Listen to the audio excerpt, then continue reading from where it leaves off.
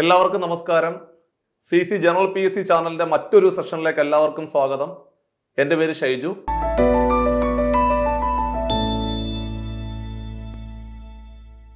അപ്പോൾ ഞാൻ ഇന്ന് നിങ്ങളുടെ മുമ്പിൽ വന്നിരിക്കുന്നത് വളരെ പ്രധാനപ്പെട്ട ഒരു കാര്യം നിങ്ങളെ അറിയിക്കുവാൻ വേണ്ടിയിട്ടാണ്.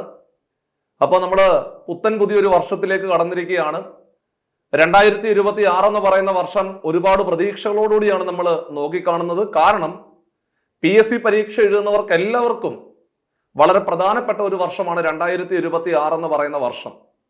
കാരണം നമ്മുടെ 2025 നമ്മുടെ മുമ്പിലേക്ക് വന്ന എല്ലാ മാസീവായിട്ടുള്ള അപേക്ഷകളും നമ്മൾ അപ്ലൈ ചെയ്തതിനു ശേഷം 2026 ഏകദേശ പകുതിക്ക് ശേഷമുള്ള സമയങ്ങളിലാണ് പരീക്ഷകൾ എഴുതുന്നത്.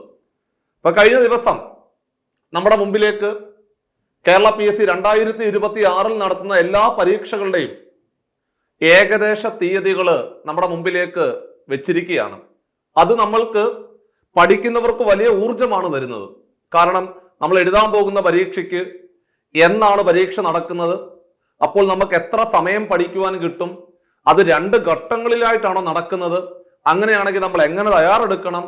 സോ ആദ്യം ഘട്ടം തയ്യാറെടുക്കുന്നതുമായിട്ട് ബന്ധപ്പെട്ടുകൊണ്ട് 2ാം ഘട്ടത്തിലേക്ക് നീങ്ങുമ്പോൾ നമ്മൾ എങ്ങനെയാണ് മുമ്പോട്ട് പോകേണ്ടത് എന്നുൾപ്പെടെയുള്ള കാര്യത്തിലെ ഡേറ്റ് നമ്മുടെ മുമ്പിലേക്ക് വരുമ്പോൾ ഒരു ക്ലാരിറ്റി ഉണ്ടാവും. സോ അത്തരത്തിലെ 2026 കേരള PSC നടത്താൻ പോകുന്ന നമ്മൾ അപ്ലൈ ചെയ്ത് വെച്ചിരിക്കുന്ന എല്ലാ പരീക്ഷകളുടെയും ഡീറ്റെയിൽഡ് ആയിട്ടുള്ള കാര്യമാണ് ഇന്ന് പറയാൻ പോകുന്നത്.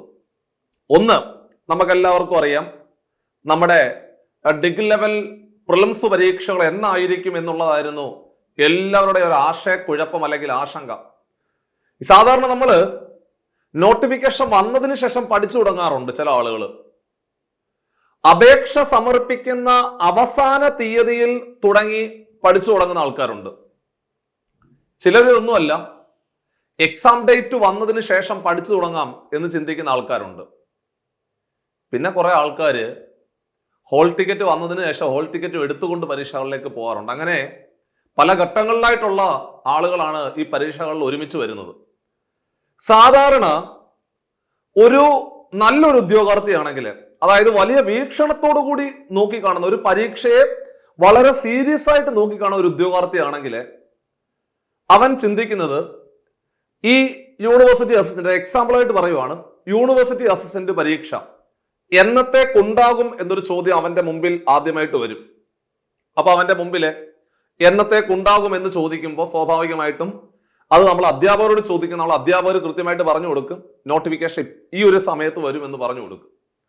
അപ്പൊ നോട്ടിഫിക്കേഷൻ ഈ ഒരു സമയത്ത് വരും എന്നുള്ള കാര്യം കൃത്യമായിട്ട് അവന്റെ മുമ്പിൽ ഒരു ഐഡിയ കിട്ടിയാൽ അവൻ അന്ന് മുതൽ പഠിച്ചു തുടങ്ങും.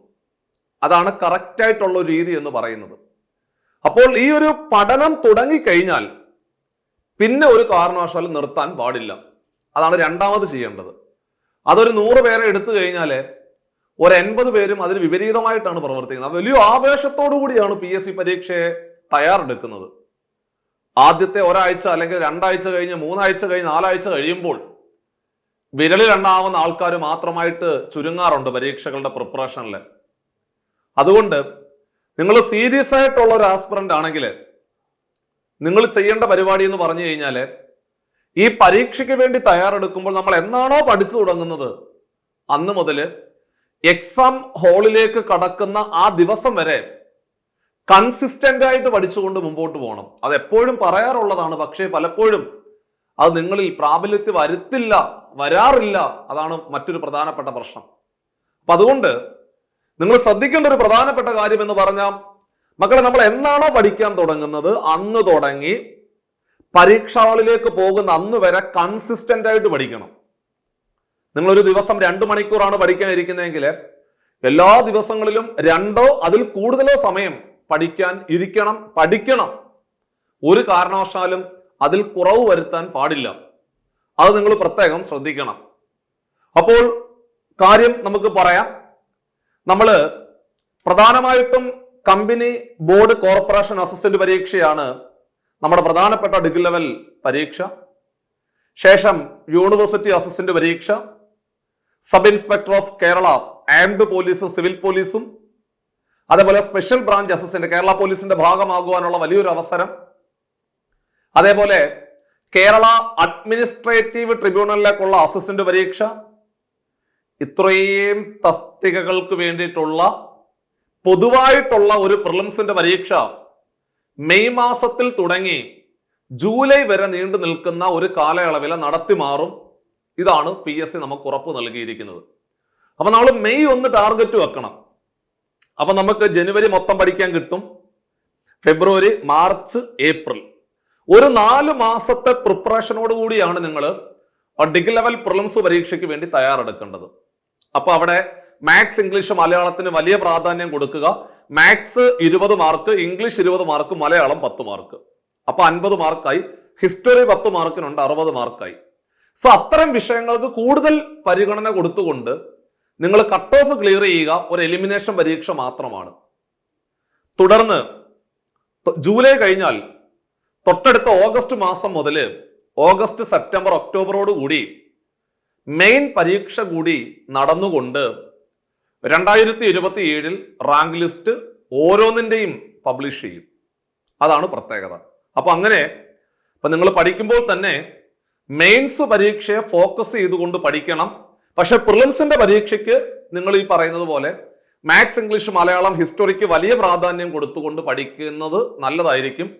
കാരണം അവിടെ നമുക്ക് ജസ്റ്റ് കട്ട് ഓഫ് ക്ലിയർ ചെയ്താൽ മതിയാവും.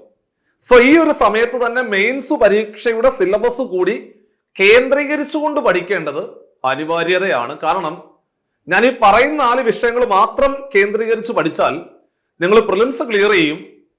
പിന്നെ നിങ്ങൾക്ക് ഈ പറയുന്ന തൊട്ടടുത്ത് വരുന്ന മെയിൻസ് പരീക്ഷയ്ക്ക് ശോഭിക്കാൻ കഴിയത്തില്ല. അപ്പൊ അതുകൊണ്ട് ഈ ഒരു 4-5 മാസം നിങ്ങളുടെ മുമ്പിൽ കിട്ടുമ്പോൾ മെയിൻസ് പരീക്ഷയെ ഫോക്കസ് ചെയ്തുകൊണ്ട് പഠിക്കുന്നത് തന്നെയാണ് നല്ലത്. സോ രണ്ടിന്റെയും സിലബസ് കയ്യിലെടുത്ത് വെച്ചിട്ട് നല്ല രീതിയിൽ ആ സിലബസിനകത്തേക്ക് കടന്നു പോയിട്ട് അതിലെ ഓരോ ടോപ്പിക്കുകൾ വൃത്തിയായിട്ട് പഠിച്ചു പോകുന്ന ഉദ്യോഗാർത്ഥിക്ക് ഈ പരീക്ഷയിൽ ഏതെങ്കിലും ഒന്നിലധികം തസ്തികകൾ നിങ്ങളുടെ കയ്യിൽ വരികയും ചെയ്യും. അതിനുശേഷം നിങ്ങൾക്ക് SI ആണ് ഇഷ്ടമെങ്കിൽ SI തിരഞ്ഞെടുക്കുക, അതല്ല യൂണിവേഴ്സിറ്റി അസിസ്റ്റന്റ് ആണ് ഇഷ്ടമെങ്കിൽ യൂണിവേഴ്സിറ്റി. അങ്ങനെ 2026 നിങ്ങൾ എഴുതാൻ പോകുന്ന പരീക്ഷയ്ക്ക് ഒന്നിലധികം ജോലികൾ കരസ്ഥമാക്കുകയും അതിലേതെങ്കിലും ഒരെണ്ണം തിരഞ്ഞെടുക്കുവാനുള്ള വലിയൊരു അവസരം കൂടി നിങ്ങളുടെ മുമ്പിലേക്ക് വരികയാണ്. സോ അത്തരം നല്ല നിമിഷങ്ങളെ സ്വപ്നം കണ്ടുകൊണ്ട് മുമ്പോട്ട് നീങ്ങണം.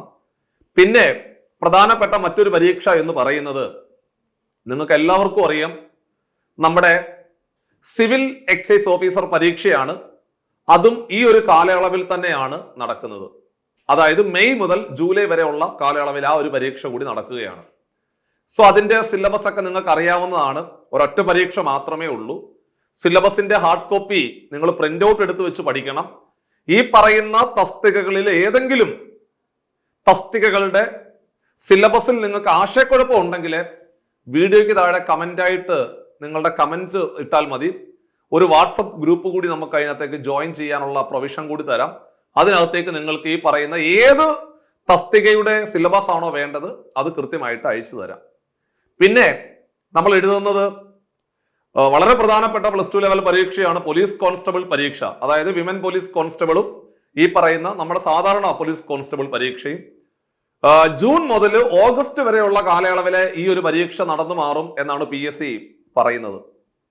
അങ്ങനെ ഫോഴ്സ് ലെവൽ പരീക്ഷകളൊക്കെ ഇതൊക്കെയാണ് നമ്മുടെ മുമ്പിൽ വരുന്നത്. പിന്നെ വരുന്നത് നമ്മുടെ ജൂലൈ മുതൽ സെപ്റ്റംബർ വരെ നീണ്ടു നിൽക്കുന്ന ആ ഒരു കാലയളവിലെ ഫയർ ആൻഡ് റെസ്ക്യൂ ഓഫീസറിന്റെ പരീക്ഷ കൂടി നടക്കും എന്ന് പറയുന്നുണ്ട്. അതും കൂടെ നിങ്ങളുടെ ഓർമ്മയിൽ ഉണ്ടാകണം. ഇനി ഏറ്റവും പ്രധാനപ്പെട്ട പരീക്ഷ എന്ന് പറയുന്നത് 5 ലക്ഷത്തോളം ഉദ്യോഗാർത്ഥികൾ എഴുതുന്ന വളരെ മാസീവായിട്ടുള്ള ഒരു പരീക്ഷ, കമ്പനി ബോർഡ് കോർപ്പറേഷൻ LGS പരീക്ഷയും അതിന്റെ കൂടെ തന്നെ വരുന്ന നമ്മുടെ ബിവറേജസ് കോർപ്പറേഷനിലെ LD പരീക്ഷയുമാണ്. മക്കളെ, ഇത് രണ്ടിനും പ്രിലിംസിന്റെ പരീക്ഷ ഉണ്ടടാ. നമ്മൾ അങ്ങനെ വിചാരിച്ചു ചിലപ്പോൾ ഒരു പക്ഷേ പ്രിലിംസ് ഒക്കെ ഒഴിവാക്കി ഒറ്റ പരീക്ഷയുടെ നടത്തുമെന്ന് വിചാരിച്ചു. പക്ഷേ രണ്ടിനും പ്രിലിംസിന്റെ പരീക്ഷ ഉണ്ട്.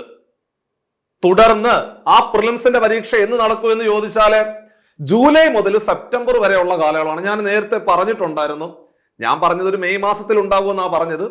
നമുക്കൊരു ജൂൺ കഴിഞ്ഞ് ജൂലൈ മുതൽ സെപ്റ്റംബർ വരെയുള്ള കാലയളവില് ഈ ഒരു പരീക്ഷയ്ക്ക് വേണ്ടിയിട്ട് നിങ്ങൾക്ക് കിട്ടുമെന്നർത്ഥം. അപ്പൊ ചുരുക്കി പറഞ്ഞാല് ഒരു 2 മാസം കൂടെ എക്സ്ട്രാ കിട്ടുകയാണ്. ഏതാ? ജനുവരി, ഫെബ്രുവരി, March, April, May June, July, അതായത് കൃത്യം 6 മാസത്തെ സമയം നിങ്ങൾക്ക് കമ്പനി ബോർഡ് കോർപ്പറേഷൻ LGS പരീക്ഷയും അതേപോലെ നമ്മുടെ ബെവറേജസ് കോർപ്പറേഷൻ LD പരീക്ഷയ്ക്കും വേണ്ടിയിട്ട് പഠിക്കാൻ കിട്ടും. ഇതിന്റെ മെയിൻസിന്റെ പരീക്ഷ ഒക്ടോബർ ഡിസംബറോട് കൂടിയാണ്. അത് പ്രത്യേകം ശ്രദ്ധിക്കണം. പക്ഷേ നിങ്ങൾ എഴുതാൻ പോകുന്ന ഈ പറയുന്ന കമ്പനി ബോർഡ് കോർപ്പറേഷൻ LGS പരീക്ഷയും അതേപോലെ തന്നെ ബെവ്കോ LDക്കും അതിന്റെ പ്രിലിംസിന്റെ സിലബസിലെ 80 മാർക്കിന്റെ GKയും അതേപോലെ 20 മാർക്കിന്റെ മാത്സുമാണ്. അപ്പോൾ പഠന നിലവാരം ആ രീതിയിൽ താഴണം.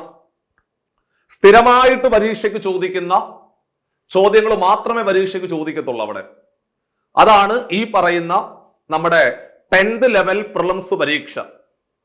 ഇനി ഇതിന്റെ മെയിൻസ് പരീക്ഷ സിലബസിൽ കമ്പനി ബോർഡ് കോർപ്പറേഷൻ LGSന്റെ സിലബസിനകത്തേക്ക് നോക്കുമ്പോൾ പ്രിലിംസിന്റെ പരീക്ഷയ്ക്കും മെയിൻസിന്റെ പരീക്ഷയ്ക്കും ഒരേ സിലബസാ 80-20. പക്ഷേ ബെവ്കോ LD വരുമ്പോൾ നമ്മുടെ സാധാ LDയുടെ മെയിൻ സിലബസ് വെച്ചിട്ട് നിങ്ങൾ മെയിൻ പരീക്ഷയ്ക്ക് വേണ്ടിയിട്ട് തയ്യാറെടുക്കണം. അതെല്ലാം പ്രത്യേകം ശ്രദ്ധിച്ചോണം. എന്തെങ്കിലും ഒരു ആശയക്കുഴപ്പം ഇതിനകത്ത് വരികയാണെങ്കിൽ, പഠനത്തിൽ നിങ്ങൾക്ക് എന്തെങ്കിലും ഒരു ആശയക്കുഴപ്പം, സാറേ എന്തെങ്കിലും ഒരു ബുദ്ധിമുട്ട് നിങ്ങൾക്ക് ഉണ്ടെങ്കിൽ തീർച്ചയായിട്ടും ആ ബോർഡ് നമ്പറിൽ കോൺടാക്ട് ചെയ്തുകൊണ്ട് നിങ്ങൾക്ക് ആ സംശയം ക്ലിയർ ചെയ്തുകൊണ്ട് വൃത്തിയായിട്ട് പഠിച്ച് മുമ്പോട്ട് പോകാവുന്നതാണ്. പിന്നെ എല്ലാവരും കാത്തിരുന്ന നമ്മുടെ വില്ലേജ് ഫീൽഡ് അസിസ്റ്റന്റ് പരീക്ഷ ഒറ്റ പരീക്ഷയേ ഉള്ളൂ. മെയിൻസ് പരീക്ഷ മാത്രം നടക്കുന്നത് സെപ്റ്റംബർ മുതൽ നവംബർ വരെയുള്ള കാലയളവിലായിരിക്കും. അപ്പൊ ഇതാണ് നമ്മുടെ കേരള PSC നടത്താൻ പോകുന്ന വലിയ മത്സര പരീക്ഷകളുടെ ഒരു ഏകദേശ ധാരണ എന്ന് പറയുന്നത്. ഇനിയും നിങ്ങൾ ചെയ്യേണ്ടത് കൃത്യമായ ടൈം ടേബിൾ അറേഞ്ച് ചെയ്ത് ഇനിയുള്ള ഓരോ ദിവസങ്ങളും ഭംഗിയായിട്ട് പഠിച്ചുകൊണ്ട് 2026 എന്ന് പറയുന്ന ഒരു നല്ലൊരു വർഷത്തിനെ കളർഫുൾ ആക്കി എടുക്കുക എന്നുള്ളതാണ് ചെയ്യേണ്ടത്. ഇവിടെ നിങ്ങൾ മടിച്ചിരുന്നിട്ട് കാര്യമില്ല. ഒരു വേക്കൻസിയേ ഉള്ളൂ, വേക്കൻസികൾ കുറവാണ്, നിയമനം നടക്കുന്നില്ല, അത് ഇത് എന്ന് പറഞ്ഞുകൊണ്ട് നെഗറ്റീവ് അടിപ്പിക്കാൻ ഒരുപാട് പേര് നിങ്ങളുടെ കൂടെ ഉണ്ടാവും. പക്ഷേ ഒരു വേക്കൻസി എങ്കിലും ആയിക്കോട്ടെ, എന്റെ വീട്ടിൽ ഒരു അഡ്വൈസ് മാത്രമല്ലേ വരത്തുള്ളൂ, എനിക്ക് ഒരു ജോലി മാത്രമേ കിട്ടത്തുള്ളൂ, അതുകൊണ്ട് ഞാൻ ആ ഒരു പരീക്ഷയ്ക്ക് വേണ്ടിയിട്ടും വളരെ ആത്മാർത്ഥമായിട്ട് തയ്യാറെടുക്കുമെന്ന് ദൃഢനിശ്ചയത്തോടു കൂടി അത്ര നെഗറ്റീവായിട്ട് ചിന്തിക്കുന്ന അല്ലെങ്കിൽ നെഗറ്റീവ് പറയുന്ന ആൾക്കാരുടെ മുഖത്തേക്ക് നോക്കി നിങ്ങൾ പറഞ്ഞുകൊണ്ട് സൈലന്റ് ആയിട്ടിരുന്ന് പഠിക്കുക. തീർച്ചയായിട്ടും 2026 നിങ്ങൾ എഴുതാൻ പോകുന്ന ഈ ഒരു മത്സര പരീക്ഷയിലെ ഏതെങ്കിലും ഒന്നിലധികം തസ്തികകളുടെ അഡ്വൈസ് നിങ്ങളുടെ വീട്ടിലേക്ക് വരും. അപ്പൊ അതുകൊണ്ട് 2027 മുതൽ നിങ്ങളുടെ കരിയറിന്റെ കൂടെ ഇത്തരത്തിലെ നിങ്ങൾ ഇപ്പോൾ ഏത് വ്യക്തി ആയിക്കോട്ടെ, നിങ്ങൾ ചിലപ്പോൾ SI ആയിട്ട് മാറുന്നു, നിങ്ങൾ സ്പെഷ്യൽ ബ്രാഞ്ച് അസിസ്റ്റന്റ് ആയിട്ട് മാറുന്നു, അല്ലെങ്കിൽ യൂണിവേഴ്സിറ്റി അസിസ്റ്റന്റ് ആയിട്ട് മാറുന്നു, കമ്പനി ബോർഡ് LGS ആയിട്ട് മാറുന്നു, LD ക്ലർക്കായിട്ട് മാറുന്നു. അത്തരത്തിലെ ഒരുപാട് പരീക്ഷകൾ നടക്കുന്ന ഒരു സുന്ദരമായ വർഷമാണ് 2026 എന്ന് പറയുന്ന വർഷം. 2026 എന്ന് പറയുന്ന വർഷം നമ്മുടെ കരിയറിൽ ഒരിക്കലും മറക്കാനാകാത്തൊരു വർഷമാണ്. കാരണം ഈ പ്രധാനപ്പെട്ട എല്ലാ പരീക്ഷകളും നടക്കുന്നത് 2026 കമ്പനി ബോർഡ് കോർപ്പറേഷൻ LGS പരീക്ഷയ്ക്ക് എങ്ങനെ പോയാലും ഏകദേശം ഒരു 3000 അടുത്ത അഡ്വൈസ് പോത്തില്ലേ. അതേപോലെ തന്നെ കമ്പനി ബോർഡ് കോർപ്പറേഷൻ അസിസ്റ്റന്റിന്റെ കാര്യം പറഞ്ഞത് ഏകദേശം രണ്ടും കൂടെ ചേർന്നിട്ടാണ് ഈ പറയുന്നത്. ഒരു 3000 അഡ്വൈസ് എന്തായാലും പോത്തില്ലേ. കമ്പനി ബോർഡ് LGS ഒരു 2500 അഡ്വൈസ് എങ്ങനെ ആയാലും പോകും. സോ ഈ തസ്തികകളെല്ലാം എല്ലാവരും എഴുതുന്നതാണെന്നുള്ള കാര്യം ഓർമ്മയിൽ വേണം.